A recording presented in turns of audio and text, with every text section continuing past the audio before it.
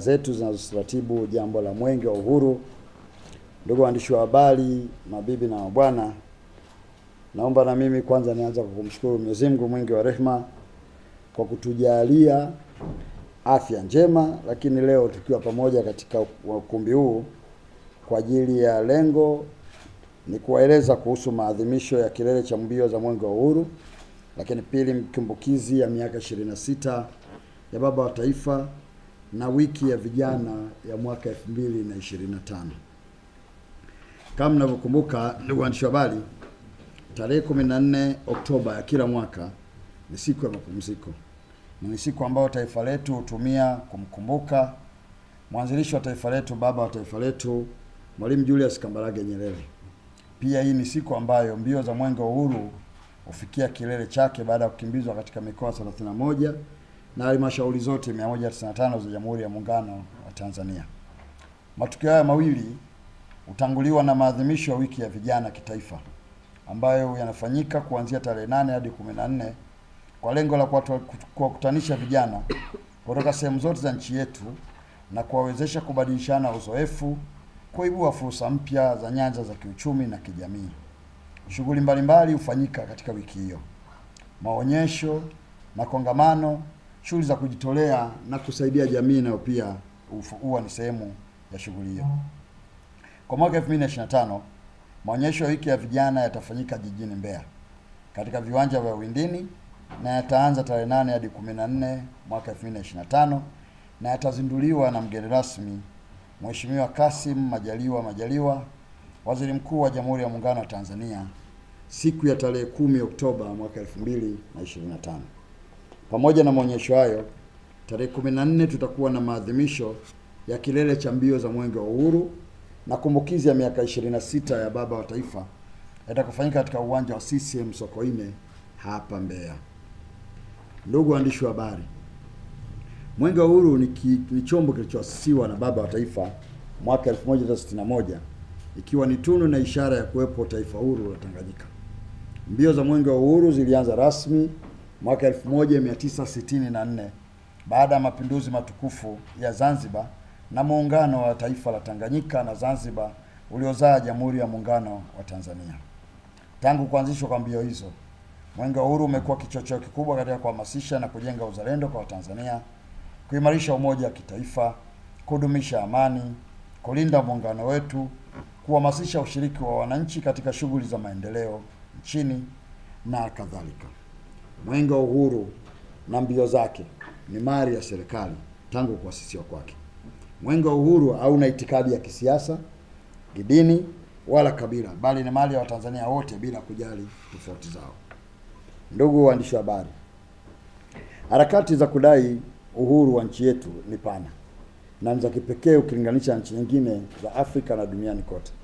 Upekee huu unatokana na uzito wa hoja ya kudai uhuru iliyotolewa na muasisi wa taifa letu Mwalimu Julius Kambarage Nyerere alipohudhuria mkutano wa Baraza la Wadhamini la Umoja wa Mataifa mwaka 1959.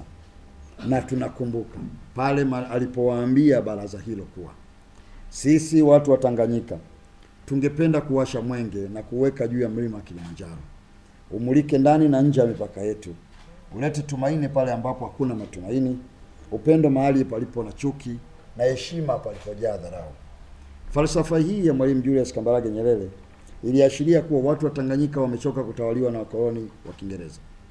Siku Tanganyika ilipopata uhuru wake tarehe 9 Disemba mwaka 1961, Mwalimu Julius Kambarage Nyerere alitimiza azma hiyo pale alipomtuma Lieutenant Alexander Gwebe Nyirenda na kikosi cha vijana wenzake walioupandisha mwenge wa uhuru na bendera ya taifa Tanganyika juu ya mlima wa Kilimanjaro.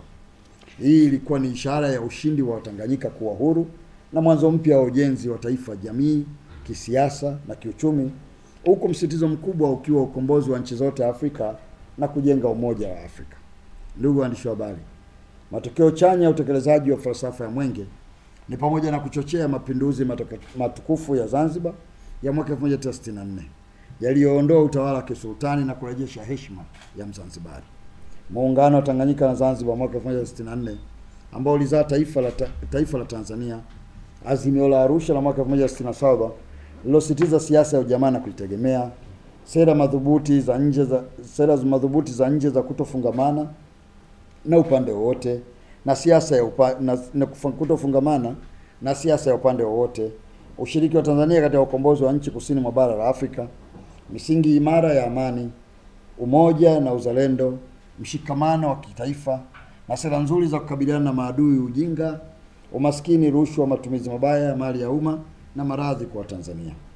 Pamoja na chombo hiki kuendelea kutumika kwa msingi ule ule tangu kuasisiwa kwake, kimeendelea pia kutumiwa kuchochea uhamasishaji wa wananchi kushirikiana na serikali yao katika kubuni, kutekeleza shughuli mbalimbali za maendeleo katika nyanja ya kilimo, ufugaji, uvuvi endelevu, uboreshaji na ujenzi wa miundombinu ya barabara, afya, elimu, maji, umeme, uhifadhi wa mazingira na huduma ya jamii katika maeneo yote nchini na hususa katika maeneo yasiyofikika kirahisi.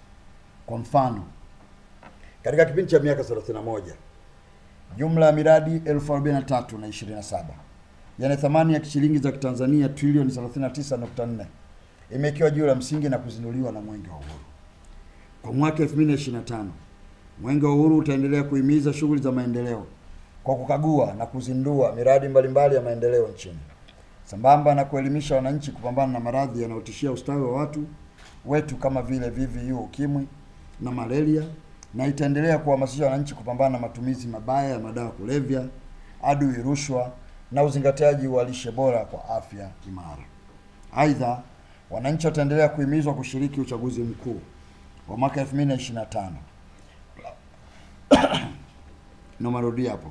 Aidha, wananchi wanaendelea kuhimizwa kushiriki uchaguzi mkuu wa mwaka 2025 kwa amani na utulivu, ikiwa pamoja na kurahibisha falsafa ya Mwenge wa Uhuru kwa vitendo na kuifanya kuwa endelevu kwa vizazi vijavyo na kwa maslahi mapana ya Watanzania, wa Afrika na watu wote duniani. Ninaomba nitoe rai kwa wananchi wote wa Jamhuri ya Muungano wa Tanzania kuendelea kuilinda tunu hii ya Mwenge wa Uhuru. Ndugu wananchi, ndugu waandishi wa habari, kama ilivyo kawaida, mbio za Mwenge wa Uhuru zinafika kilele chake tarehe 14 Oktoba mwaka 2025 mkoani Mbeya, baada ya kukimbizwa kwa mikoa 31 ya Jamhuri ya Muungano. Kwa kipindi hiki chote, Mwenge wa Uhuru umeendelea kuhamasisha amani, umoja, upendo na mshikamano wa taifa, ikiwa pamoja na kuhamasisha wananchi wote ulikopita kushiriki katika shughuli za maendeleo ya kiuchumi na kijamii katika maeneo yao. Ujumbe wa mbio za Mwenge wa Uhuru mwaka huu ulihusu uchaguzi wa mwaka 2025 chini ya kauli mbiu jitokeze kushiriki uchaguzi mkuu wa mwaka 2025 kwa amani na utulivu. Ujumbe huu uliambatana na ujumbe wa kudumu uliohusisha mapambano dhidi ya rushwa, VVU, ukimwi, malaria, dawa za kulevya na usitizaji wa jamii kuzingatia lishe bora kwa afya imara. Taarifa kamili ya kazi za mbio ya Mwenge wa Uhuru 2025 itatolewa siku ya kilele tarehe 14 Oktoba mwaka 2025 katika uwanja wa Sokoine, Mbeya. Mgeni rasmi katika sherehe hizi za maadhimisho ya kilele cha mbio za Mwenge wa Uhuru na kumbukizi ya kitaifa ya miaka 26 ya baba wa taifa na wiki ya vijana kitaifa atakuwa ni Mheshimiwa Dr. Samia Suluhu Hassan, Rais wa Jamhuri ya Muungano wa Tanzania.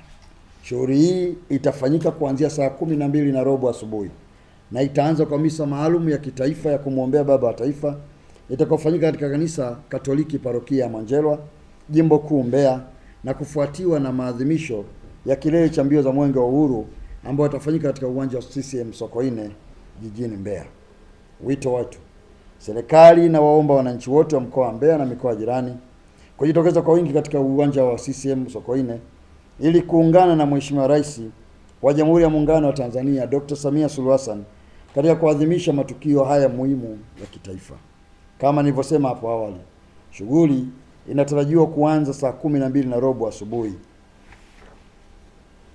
Ndugu waandishi wa habari, baada ya kusema hayo, ninawashukuruni sana kwa mwitikio wenu na ni matarajio yangu kuwa mtatumia vyombo vyenu vya habari kueneza habari hii, kuujulisha umma kuhusu maadhimisho ya kilele cha mbio za Mwenge wa Uhuru, kumbukizi ya miaka 26 ya baba wa taifa na wiki ya vijana kitaifa ya mwaka 2025. Ndugu wanahabari, nimalize kwa kuwasalimu tena kwa salamu ya Jamhuri ya Muungano wa Tanzania. kazi iendelee. Mungu ibariki Tanzania, Mungu ibariki Afrika. Asanteni sana kwa kunisikiliza.